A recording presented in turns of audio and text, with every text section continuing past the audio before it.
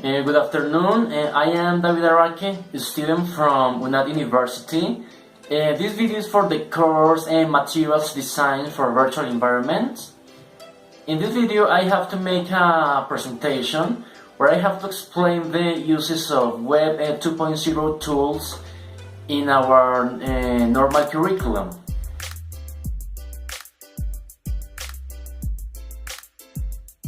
Some of the most common Web 2.0 tools are web blogs, podcasts, and videos. In this case, I think I am going to use especially videos to teach the simple past.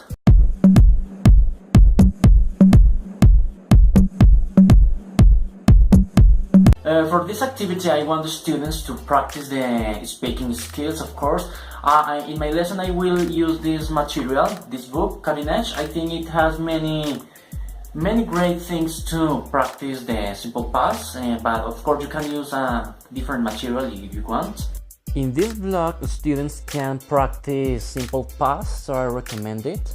In the first part of the lesson, I want the students to listen to a story, and in that case to watch a story, a short clip from Kung Fu Panda, where they use a lot of expressions and phrases in simple past. I think it will be a nice introduction of the topic, so the students can understand how they can use the simple past. In the second part of the activity, I will make the presentation of the structure of the tense, and also I will make the differences and uses of simple past. It is also important to teach them to make a great, how to say, that they understand the correct pronunciation so they can speak well, especially because sometimes students have some problems with the tenses in past. I mean, it is generally, or it is common to listen to students saying expressions, for example, I work it or I look it, and this is incorrect, so they have to know how to pronounce the verbs well. I mean, they have to say I worked or I looked, and I think it will help them to sound more natural and more correct in the foreign language.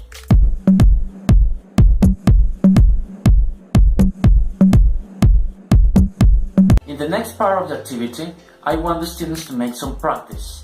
I want them to, for example, make a difference between past and present verbs. So in that case, I think it would be nice to use a video. For example, they can see a video where they are telling a story, and they have to complete or fill in the story with the correct verb.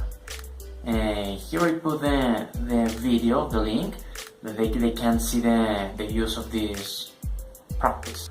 Another activity that I want them to make is to identify verbs in past. For that activity, I decided to use a song by Katy Perry that they use many sentences and expressions in past. So the idea is that the students try to identify which verbs are in past, and they try to complete the song.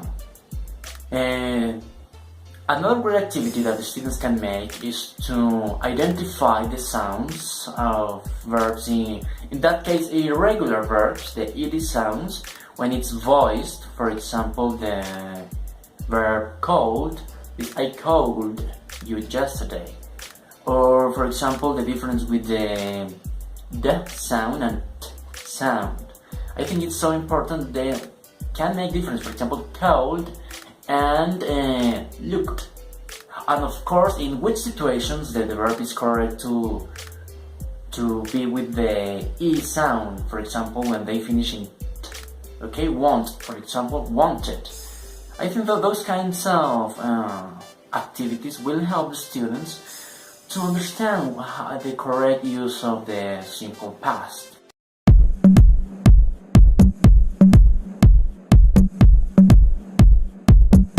For the production part, I want the students to write the story of their last vacations. I think with this activity they will be able to reinforce the knowledge they already know about the simple past.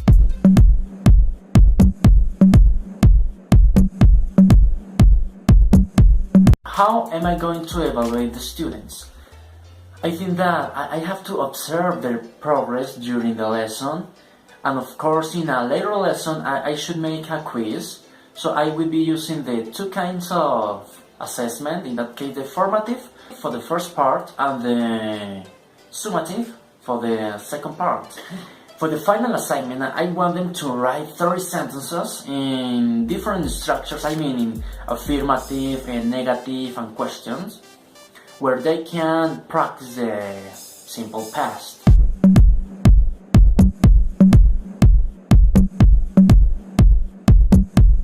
And finally, in the consolidation, I want the students to not only write but also speak. So I want the students to make a presentation, a short presentation about 7 minutes, where they say story in using the simple past. Students can create a video using YouTube or the web Spreaker to create the podcast. The use of virtual materials for virtual classes is very important. So I think it's a great way to use them in our classes. Okay, I hope you have enjoyed this video, and I hope the explanation was clear. See you in another opportunity, and thank you very much.